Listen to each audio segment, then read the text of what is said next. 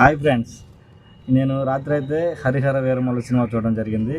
ఆ సినిమా అయితే first half అంతా బాగా అనిపించింది ఫ్రెండ్స్. సెకండ్ హాఫ్ వచ్చేసరికి కొద్దిగా అన్నెసెసరీ మన సీన్స్ ఉన్నాయి.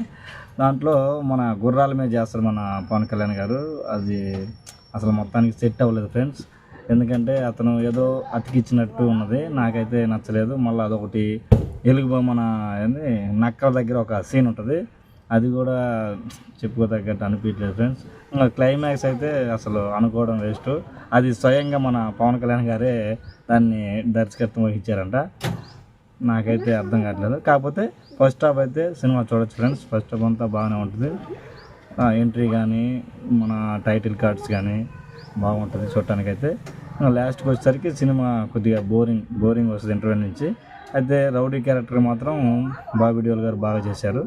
మన పవన్ కళ్యాణ్ కూడా బాగా చేశారు, కానీ కాకపోతే అక్కడక్కడ పస్ అయితే లేదు ఫ్రెండ్స్.